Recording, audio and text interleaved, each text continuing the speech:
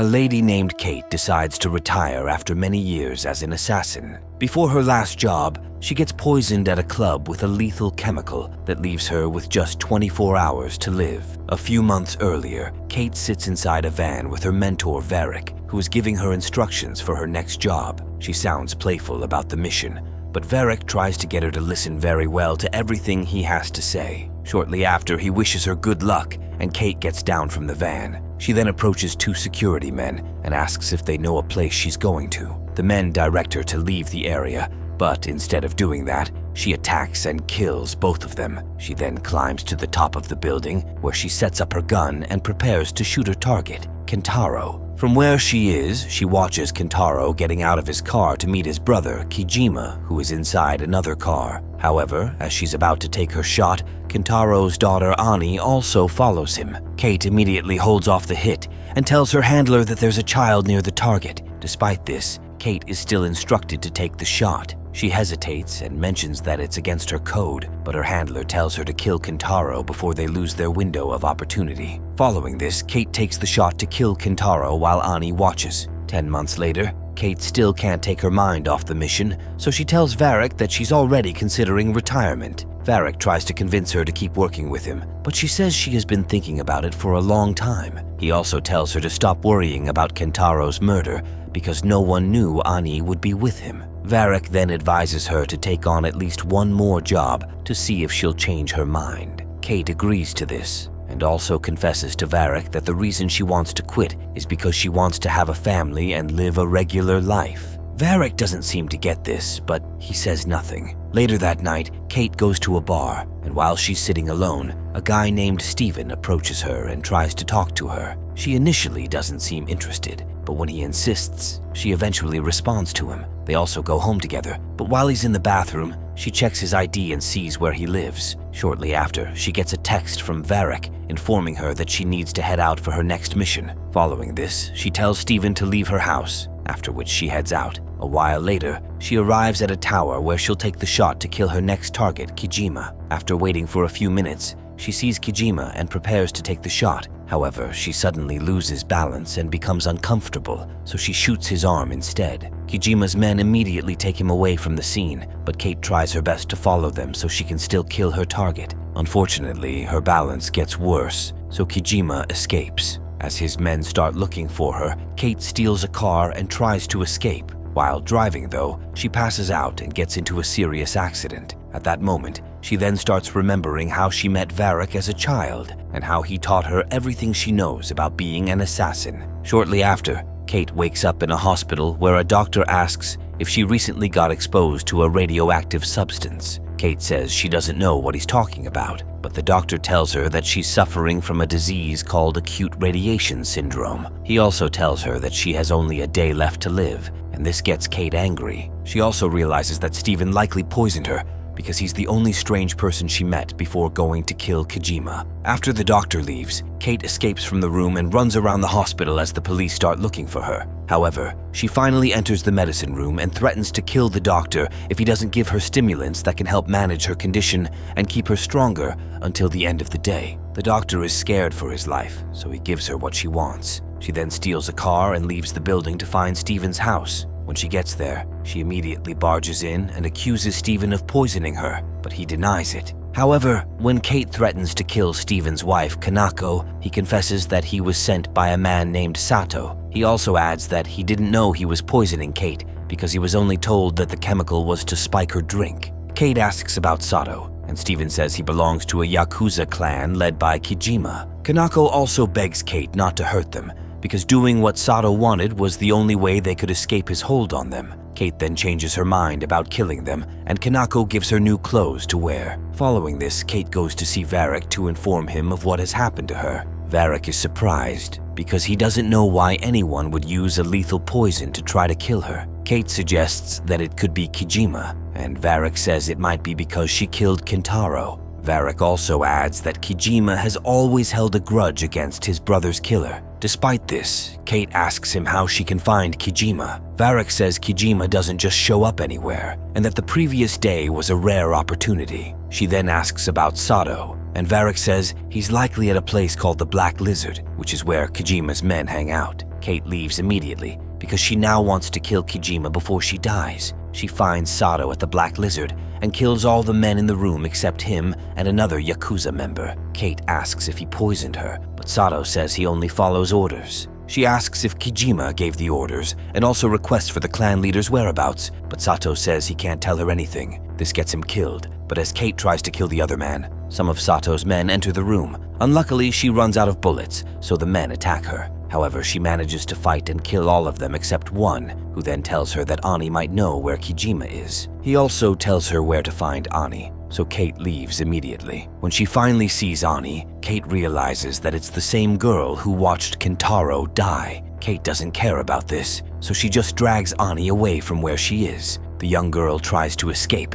but as Kate threatens to shoot, she waits. Kate then asks how she can find Kijima, but Ani says the only person who can get to him is his top advisor, Renji. Kate tells her to call Renji, and Ani doesn't hesitate. However, as they start talking, Kate takes the phone from her and mentions that if Renji fails to meet up at a nearby market with Kijima, she'll kill Ani. After she ends the call, Ani tells Kate that she's making the wrong moves because Kijima doesn't care about her. Despite this, Kate just tells her to keep moving. They then enter a bathroom where Ani sees Kate's body and realizes that she must be really sick. As she asks questions, Kate ties her up and leaves her in the bathroom while she goes out to wait for Kijima to show up. Elsewhere, Renji tells his men to head to the market to kill Kate. He also instructs one of his men named Shenzo to kill Ani. Shortly after, Shenzo and the others arrive at the market, but as Kate sees that they're without Kijima, she says she'll kill Ani. They then start shooting at her, but she manages to escape.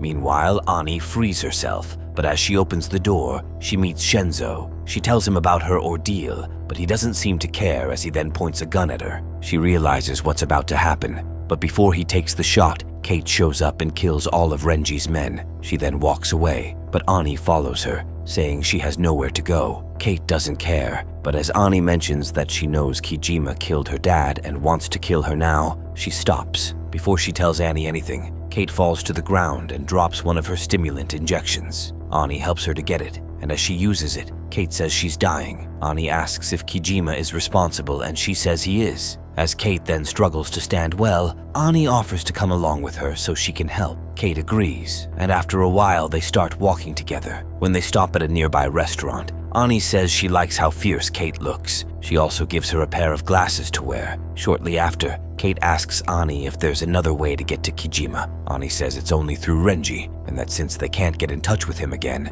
they can head over to meet his boyfriend, Jojima. Kate agrees to this, and after making their way into the house, Jojima refuses to disclose where Renji is. Kate threatens to kill him, but he's not really bothered by this. After a while, though, he attacks her and they start fighting. Ani gets the chance to use Kate's gun, but she's not good with it. However, as Jojima almost kills Kate, Ani strikes his head with a heavy metal that kills him. She looks terrified by this, but Kate manages to get her to calm down. As they then look around, Ani finds Jojima's phone and sees where Renji is. They immediately leave to find him, and as they do, Kate kills his guards and gets him out of the car. Renji looks shocked to see Ani and expects her to help him, but she already knows he's a bad person. Kate then threatens to kill him if he doesn't tell them where to find Kijima. Renji says he doesn't know, and that when Kijima leaves like that, he often says he's going somewhere to be closer to his family. Ani immediately says she knows where Kijima is, but before they leave, Kate knocks out Renji. As they're then living, Kate calls Varric to inform him that she has found Kijima's hideout in the hills. Varric says she doesn't have to continue her mission, but she says she needs to get revenge before she dies. She also adds that after she kills the Yakuza leader, Varric can find her dead body at Kijima's family house on the hills. Shortly after, Kate and Ani arrive at Kijima's family house. As they're heading inside, Kate tells Ani to stay back because it's too dangerous. She also tells Ani that she's too young to get caught up in dangerous acts. Kate then advises Ani to enjoy her teenage days and take control of her life. Following this, Ani stays outside while Kate goes in. Before she goes too far, she loses her balance and immediately uses her stimulant injection to maintain her strength. She also realizes that she has only one more injection left. Kate then goes inside and sees Kijima sitting in front of a scroll. Before she does anything to him, Kijima turns and sees that she's slowly dying from the poison. Kate asks if he poisoned her as revenge for killing Kentaro, but Kijima says he doesn't know what she's talking about. He also says that he doesn't blame her for killing Kentaro because she was only a tool who did the job she was asked. He adds that Kentaro's death is his fault because he didn't realize that Renji was jealous and actively trying to take his position as leader of the clan. As Kate keeps listening, Kijima also tells her that Renji is working with Varric. He adds that they probably decided to kill her because she's a loose end. Kate can't seem to believe this because she has known Varric all her life, but Kijima says he's dangerous. He also mentions that his only regret is not caring for Ani when she needed him the most. Despite being weak, Kate says she'd like to get more answers and finish off those who poisoned her before she dies. As she still doesn't trust him, Kijima tells her to finish off what she came for, so she picks up her gun and starts contemplating whether to shoot him or not. Meanwhile, Varric arrives at the house and sees Ani sitting near the gate. As he tries to talk to her and mention that he's Kate's friend, Ani doesn't seem to care because she thinks he's lying. However, he then tells her about how Kate killed her dad and is now about to kill Kijima. Suddenly, they hear a gunshot coming from inside the house. As they go in, they see Kate leaving after she seems to have killed Kijima. Ani then confronts Kate for killing her dad and being the cause of her misery. Kate tries to explain herself and also warn Annie to be careful around Varric, but the young girl is not ready to listen.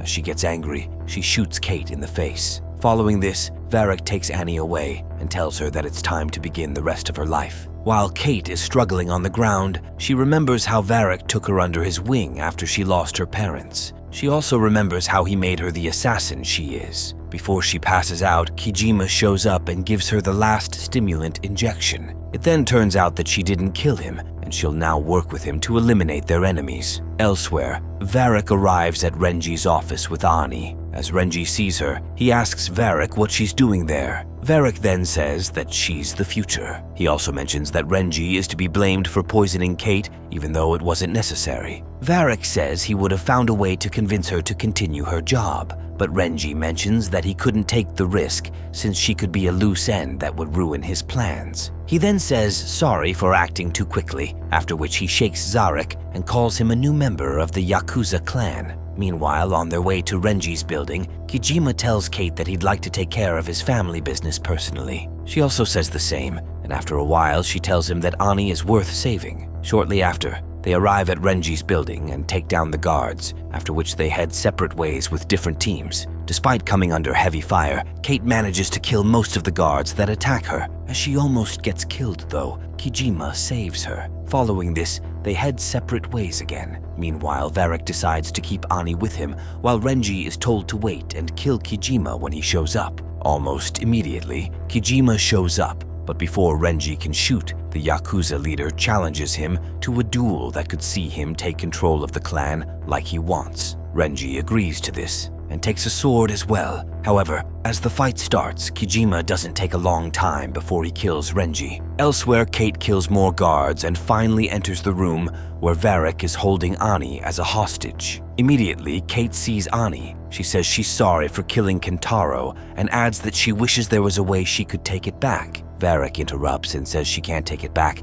because she needs to accept who she is. He also mentions that he had big plans for her until she wanted to quit after a sudden change of heart. Kate says her life never belonged to her because she was only a tool for him to use. Varric says he never saw her in that manner because he actually loved her. He says they don't have to end things badly, but Kate doesn't care. She then shoots him and saves Ani. As he dies, Kate also heads out with Ani holding on to her. When they finally get outside, Ani puts Kate in her arms and watches as she finally dies after completing her mission.